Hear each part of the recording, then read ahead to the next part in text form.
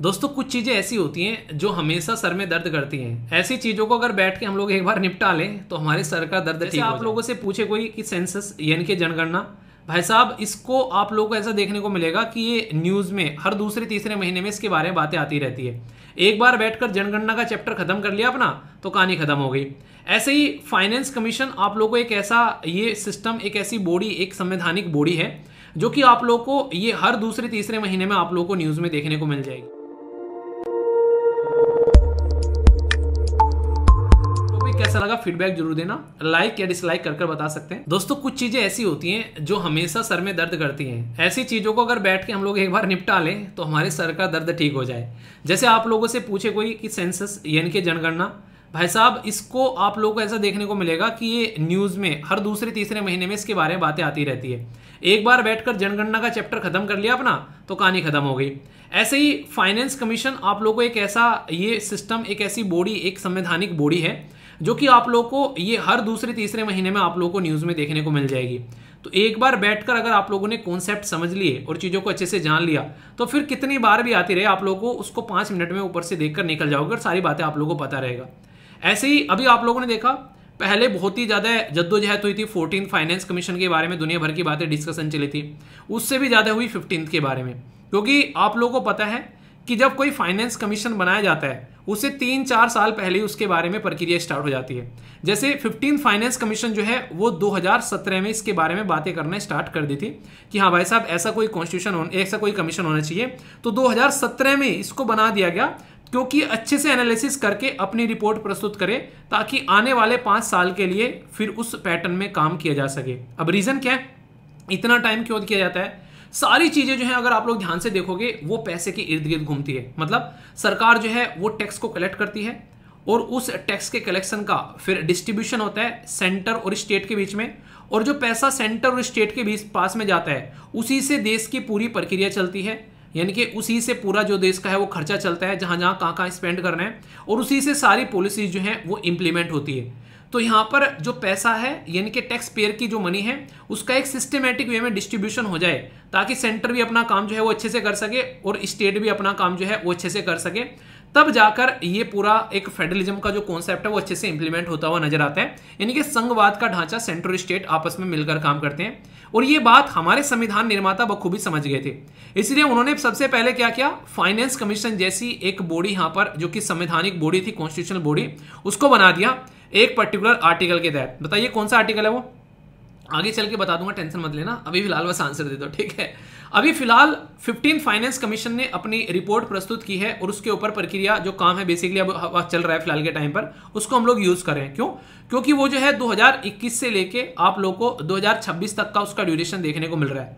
अभी इंपॉर्टेंट बात क्या है, जैसे ही यहाँ पर क्या होता है बेसिकली हम लोग क्या काम करते हैं कि लगभग 3 से 4 साल पहले जब फाइनेंस कमीशन का ड्यूरेशन कंप्लीट होना होता है हम लोग नेक्स्ट फाइनेंस कमीशन बनाना स्टार्ट कर देते हैं। इसीलिए 16th फाइनेंस कमीशन जो है उसके बारे में बातें होना स्टार्ट हो गई है कि 16th फाइनेंस कमीशन को किस तरीके से डिफरेंटली काम करना पड़ेगा। मतलब क्या है, आप लोग खुद सोचिए।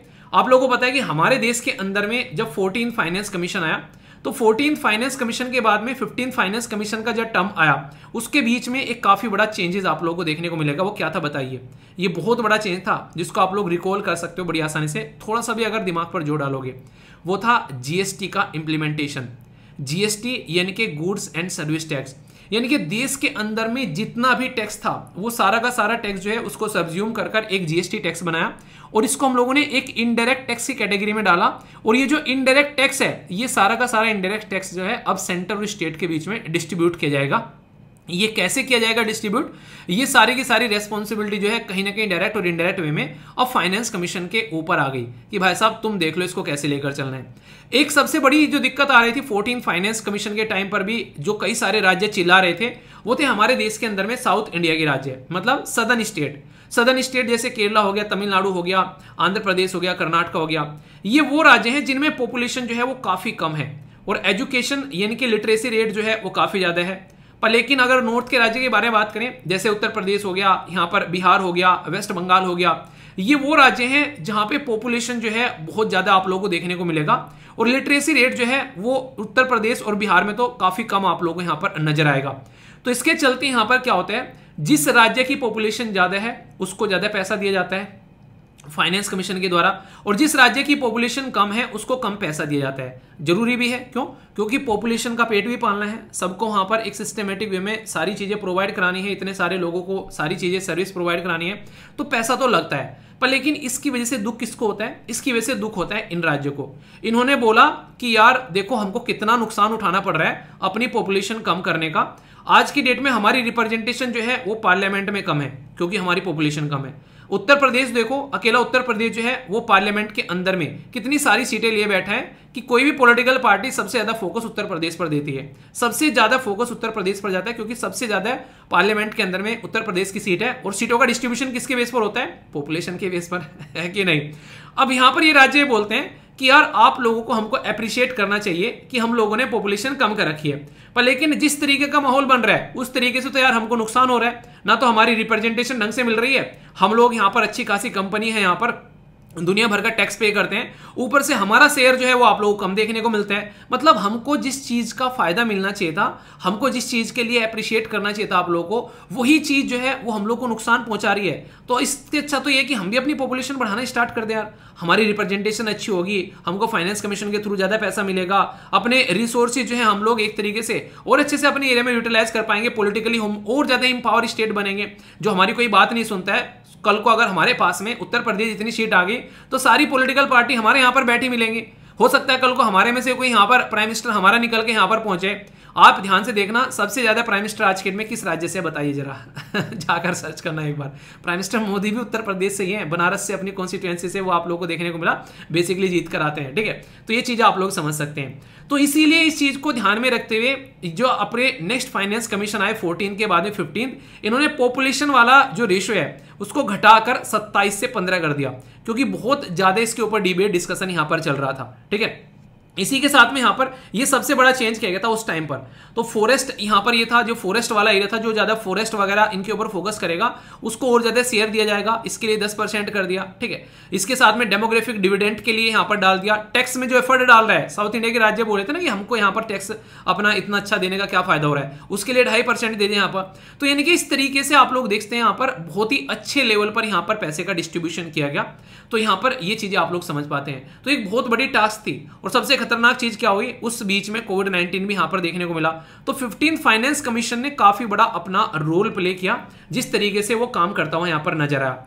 अब 16 फाइनेंस कमीशन के सामने बहुत सारे चैलेंजेस आप लोगों को यहां पर आने वाले टाइम में देखने को मिलने वाले हैं। तो सबसे पहले फाइनेंस कमीशन की थोड़ी सी हिस्ट्री मैं आप लोगों को बता देता हूं, क्योंकि यहां से क्वेश्चन बनते हैं, तो इसलिए आप लोगों को थोड़ा सा पता रहेगा। जैसे सबसे पहले तो हमारे देश के अंदर में पहला फाइनेंस कमीशन किस टाइम पर यहां पर बेसिकली बनाया गया, तो याद रखना 1952 से लेके 1957 तक का 5 साल का टाइम ड्यूरेशन आप लोगों को यहां पर देखने को मिला, जो फर्स्ट फाइनेंस कमीशन आप लोगों को यहां पर देखने को मिला। ठीक है, फिर सेकंड फाइनेंस कमीशन कब, यहां पर 1957 से लेके 62 तक, ये आप लोगों के सामने यहां पर निकल कर आया। ठीक है, नाम जरूर याद रखना। पहले वाले के जो यहां पर चेयरपर्सन थे, इनका नाम था केसी नगोई। मतलब वनडे टाइप में इतनी बार घिस चुके हैं इस क्वेश्चन को, जिसकी कोई हद नहीं है, और कई एग्जामिनर को तो फिर भी शर्म नहीं आती है, फिर भी पूछ लेते हैं कहीं ना कहीं डाल के इसको। सेकंड फाइनेंस कमीशन के जो चेयरमैन थे, इनका नाम था के सनातनम। ठीक है, तो इनका नाम भी आप लोग याद रख सकते हैं, पर लेकिन फर्स्ट का तो रखना ही रखना है, करंट का आप लोगों को जरूर रखना है, और करंट से पहले वाले का। ठीक है, तो 14 फाइनेंस कमीशन के चेयरमैन कौन थे, ये आप लोगों को बताना है। अभी यहां पर मैं बात कर रहा हूं 15 फाइनेंस कमीशन के बारे में। 15 फाइनेंस कमीशन का जो ड्यूरेशन है वो 2021 से लेकर 26 किया गया। यहां पर एनके सिंह जी की अध्यक्षता में ये फाइनेंस कमीशन बनाया गया, क्योंकि ये एक ऐसी बॉडी है जो संविधान में इसके बारे में लिखा है, तो इसलिए मैंने बोला था आगे चलोगे तो आप लोग को आंसर मिल जाएगा। ये है आप लोगों के क्वेश्चन का आंसर। इसको आर्टिकल 280 के अंदर में रखा गया है, और पार्ट ये आप लोग को 12 में देखने को मिलेगा। पार्ट 12 आर्टिकल 280 में फाइनेंस कमीशन के बारे में बात की गई है, और ये एक क्वाजाई जो जुडिशियल बॉडी है, यानी कि आप लोगों को देखने को मिलेगा कि जुडिशरी की भी पावर फाइनेंस कमीशन के पास में रहती है, हल्की फुल्की सी जहां पर रिक्वायरमेंट रहती है। ठीक है, इसी के साथ में कॉन्स्टिट्यूट कौन करते हैं, तो इंपॉर्टेंट है यहां पर, ये बेसिकली प्रेसिडेंट ऑफ इंडिया से एक तरीके से अर्लियर यहां पर परमिशन ली जाती है कि ऐसा कुछ करने जा रहे हैं। इसके अंदर में नॉर्मली क्या रहते हैं मेंबर, चेयरमैन रहते हैं प्लस 4 मेंबर रहते हैं, इंक्लूडिंग हाई कोर्ट के जज अपॉइंट किए जाते हैं प्रेसिडेंट के द्वारा। ठीक है, डिसाइड किए जाते हैं इनकी क्वालिफिकेशन पार्लियामेंट के द्वारा। क्या, तो कि यहाँ पर इसको ढंग से इंप्लीमेंट किया जा सके। At the end of the day पैसे का डिस्ट्रीब्यूशन सही तरीके से होना चाहिए।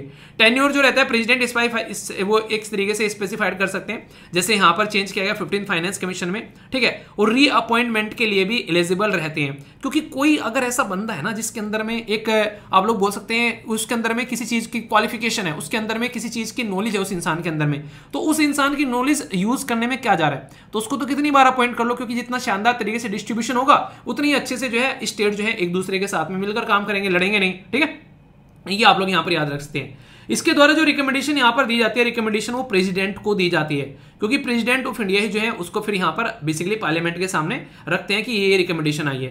तो डिस्ट्रीब्यूशन ऑफ द टैक्स, ये सबसे प्राइम इसका काम होता है कि टैक्स का पैसा जो है वो सही तरीके से डिस्ट्रीब्यूट किया जाए, क्योंकि जो ये डिसाइड कर देंगे आने वाले 5 साल तक उसी पैटर्न में चीजें चलती हुई आप लोगों को नजर आती है, ठीक है। इसी के साथ में ग्रांट इन एड दिया जाता है। टैक्स का डिस्ट्रीब्यूशन तो उनका अधिकार है राज्य का, पर जो ग्रांट दिया जाता है ये अधिकार नहीं है, ये एक तरीके से उनकी रिक्वायरमेंट है कि इतना पैसा इनको ग्रांट इस तरीके का दिया जाता है कि जो उनको रिटर्न नहीं करना होता है। ग्रांट का मतलब है तेरे दान दे देने वाली बात, ठीक है। तो to the state by the centre दिया जाता है, जैसे कोविड-19 के टाइम पर दुविधा आ गई तो कैसे काम करना है। इसी के साथ में यहाँ पर किस तरीके से कंसोलिडेटेड फंड के हिसाब से काम करना है उसके बारे में बात की जाती है। पंचायत और म्यूनिसिपैलिटी को कितना पैसा यहाँ से जाना है निकल कर, ठीक है। और जो भी फाइनेंस मैटर होते हैं, इसके अलावा जो प्रेसिडेंट रेफर करते हैं उनके ऊपर ये काम करते हुए नजर आते हैं, ओके।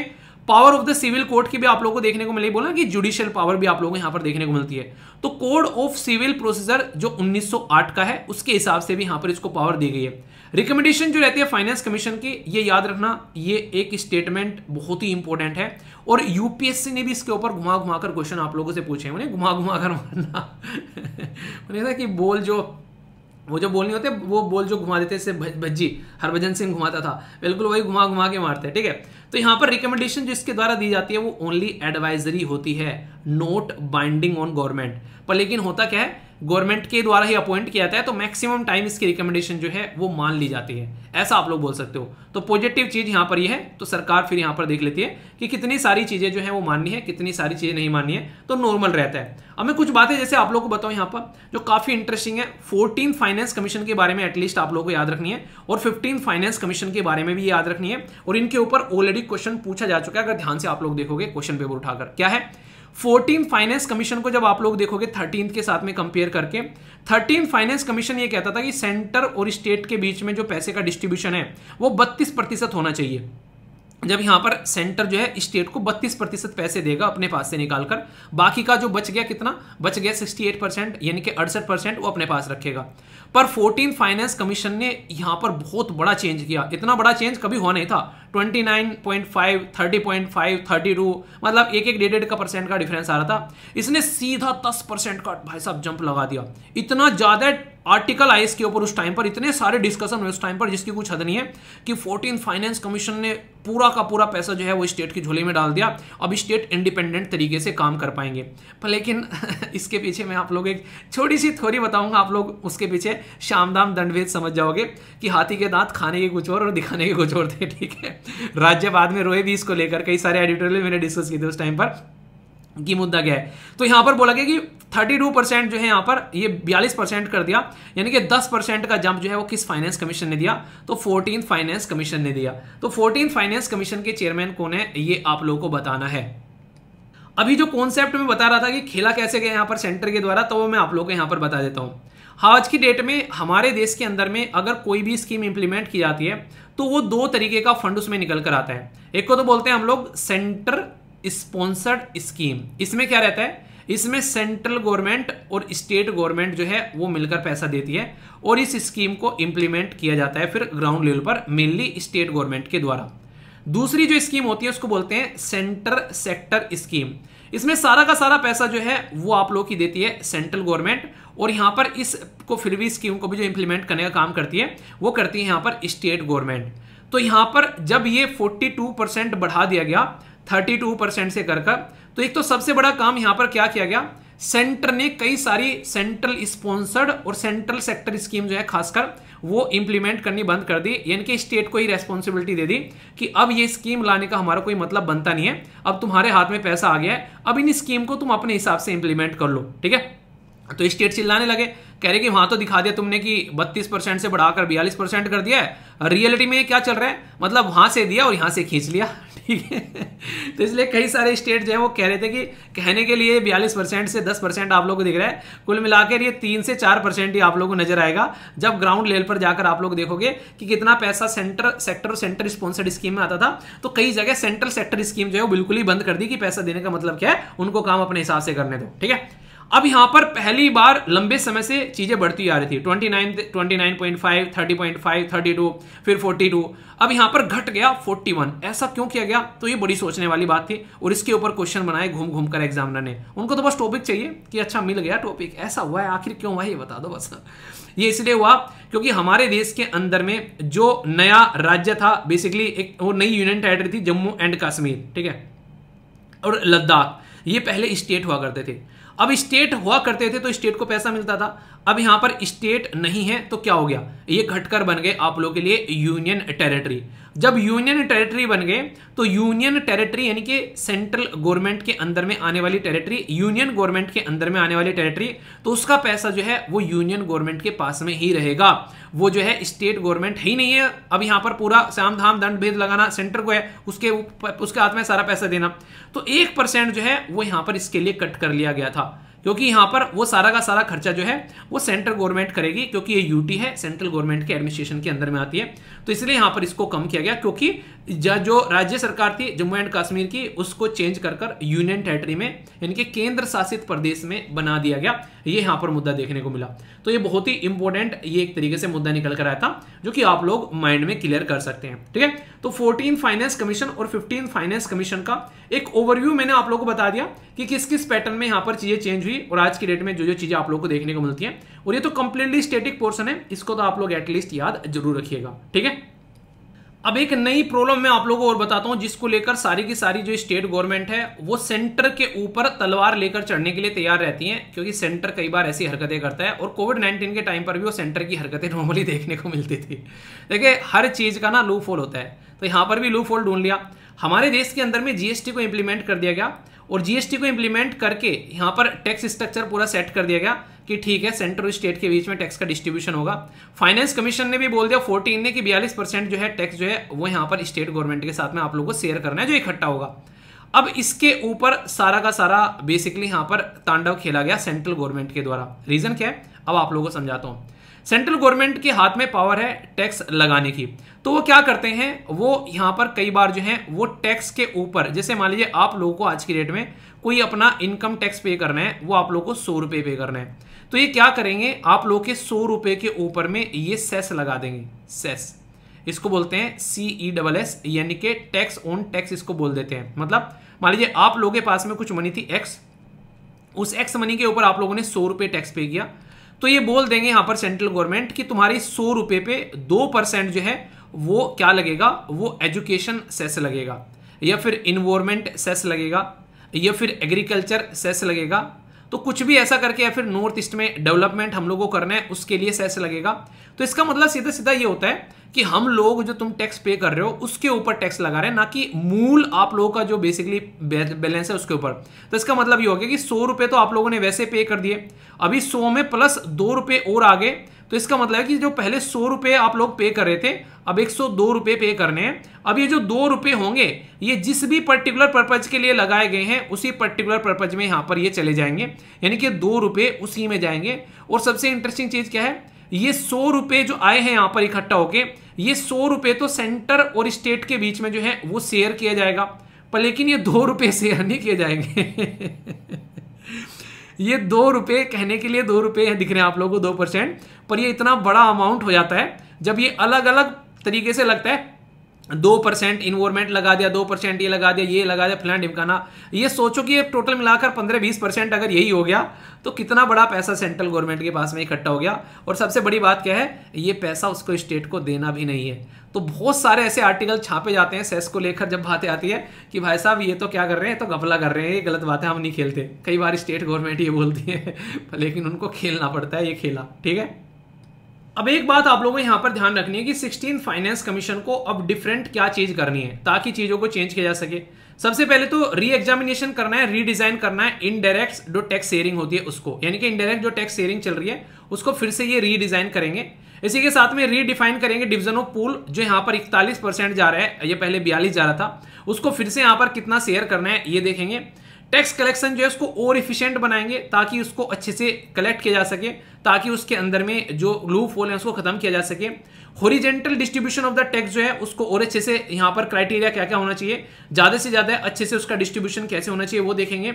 और कंपनसेशन स्कीम भी यहाँ पर आएंगी कि कैसे कैसे यहाँ पर कंपनसेशन दिया जा सकता है, क्या कि यहाँ पर जो राज्य को कम पैसा लग रहा है उनको मिल रहा है उसको और अच्छे से पैसा मिलना स्टार्ट हो जाए। क्योंकि ये बोला गया था कि जब जीएसटी को इंप्लीमेंट किया जाएगा उसके 5 साल तक यहाँ पर सेंटर जो है वो कंपनसेशन देगा।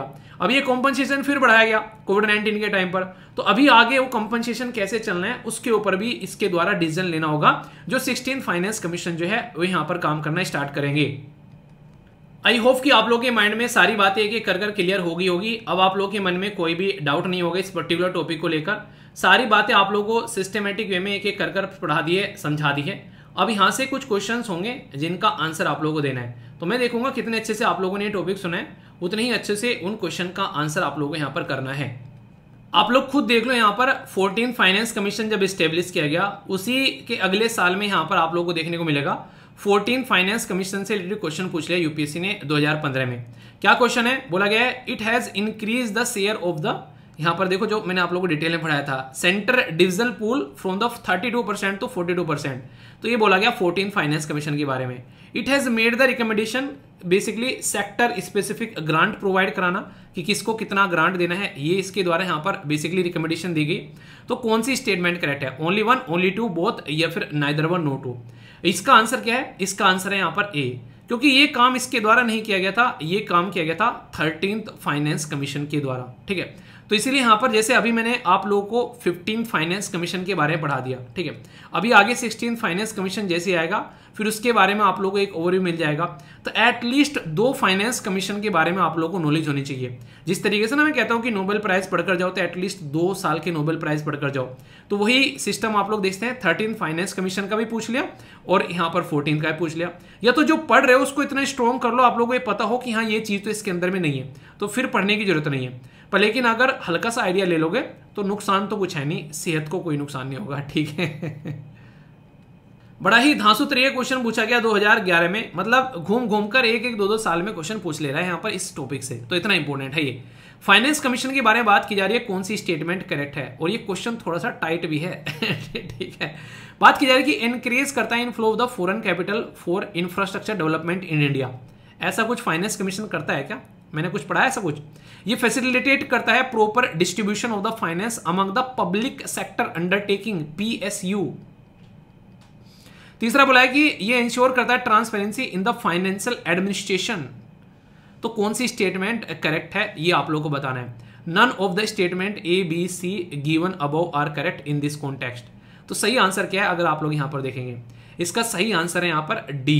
क्यों, क्योंकि यहां पर ना तो ये काम करता, ये काम इसका रहेगा तो बे तो हो चुका काम। क्योंकि जब हमारे देश में संविधान बनाया गया था, आप लोगों को लगता है कि ऐसा कुछ यहाँ पर फाइनेंस कमीशन के लिए बोला गया होगा कि ऐसा कुछ यहाँ पर करना चाहिए फाइनेंस कमीशन को, या फाइनेंस कमीशन को ये टास्क दी गई होगी।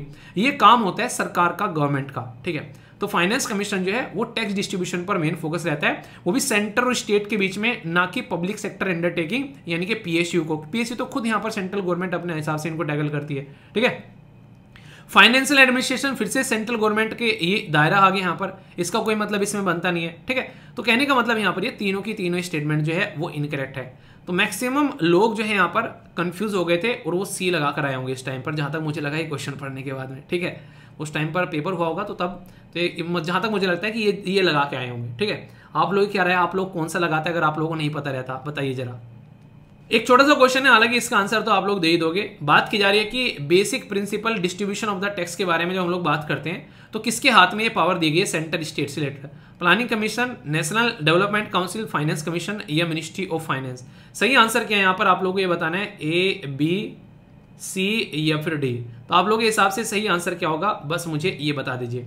तो यहाँ पर बड़ा ही आसान सा क्वेश्चन है, ये तो मुझे बताने की जरूरत नहीं है। या फिर है देखता हूं कौन सही आंसर देता है। अब फाइनेंस कमीशन के बारे में अगर लिखने के लिए आप लोगों को एक क्वेश्चन भी दे दिया जाए तो मुझे लगता नहीं है कि आप लोग क्वेश्चन भी नहीं लिख पाओगे, आसानी से आप लोग क्वेश्चन लिख लोगे, क्योंकि सारी बेसिक जो चीजें हैं यहाँ पर वो आप लोगों को बता दी है, ताकि आप लोगों के माइंड में इसको लेकर अब कोई भी कंफ्यूजन यहाँ पर न रहे।